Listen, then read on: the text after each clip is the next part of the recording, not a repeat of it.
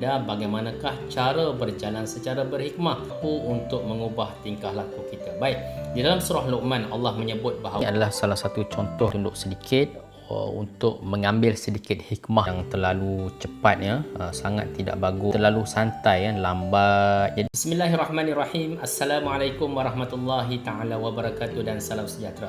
Untuk kali ini saya akan berkongsi dengan anda bagaimanakah cara berjalan secara berhikmah, cara berjalan yang betul seperti mana kita tahu dan faham bahawa mampu untuk mengubah tingkah laku kita. Baik, di dalam surah Luqman Allah menyebut bahawa nasihat Luqman Hakim kepada anaknya yang berbunyi, dan sederhanakanlah langkahmu semasa berjalan, juga merendahkanlah suaramu, yakni semasa berkata-kata. Sesungguhnya seburuk-buruk suara ialah suara keldai. Surah Luqman ayat yang ke-19.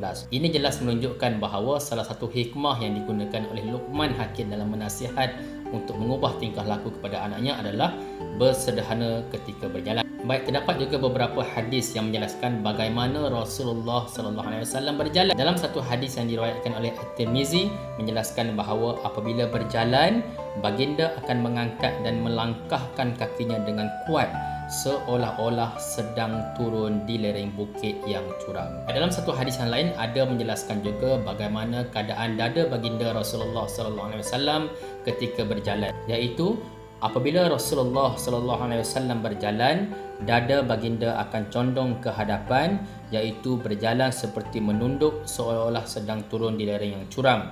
Hadis direkodkan oleh At-Tirmizi. Bahkan kita juga boleh belajar cara berjalan yang berhikmah ini. Di dalam Al-Quran Allah menyebut bagaimana tidak pula terlalu mendongak kepala ke langit sehingga lupa daratan. Ibnu Katsir dalam huraian ilmunya ada juga menjelaskan bagaimanakah keadaan sebenar yang dikatakan gaya berjalan yang sederhana.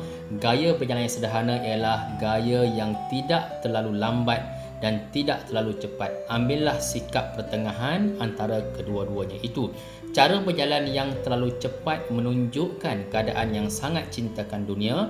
Cara berjalan yang terlalu lambat pula menunjukkan ketidakyakinan pada apa yang dicita-citakan dan bermalas-malasan untuk mencapainya. Baik, jadi berdasarkan kepada beberapa ilmu yang kita dengar tadi, jom kita lihat, kita praktikkan bersama bagaimanakah cara berjalan yang terbaik. Baik, ini adalah salah satu contoh cara berjalan yang sederhana, yang mana tidak terlalu cepat, tidak juga terlalu lambat. Kerana kita tahu bahawa apabila terlalu cepat, ia dikaitkan dengan sikap yang sombong dan terlalu membanggakan diri, dan jika terlalu lambat maka dikaitkan pula dengan sikap yang bermalas-malasan. Baik, begitu juga ketika kita berjalan, kita tundukkan sedikit wajah kita, tetapi tidaklah terlalu tunduk yang melampau, hanya tunduk sedikit untuk mengambil sedikit hikmah kita seorang yang merendah diri dan bersederhana. Baik, ini pula adalah cara berjalan yang terlalu cepat, sangat tidak bagus, tidak baik untuk kita mengubah tingkah laku. Dan begitu juga dengan yang ini, terlalu mendongak ke langit. Terlalu mendongak ke langit ini dikaitkan dengan kesombongan seseorang manusia. Begitu juga yang ini, ini terlalu santai, lambat. Jadi kita tidak mahu murid-murid berjalan begini, terlalu lambat. Kerana kita faham bahawa orang yang berjalan terlalu lambat ataupun perlahan ini, sangat perlahan ini, dikaitkan dengan sikap yang bermalas-malasan dan tidak serius untuk mencapai cita-cita.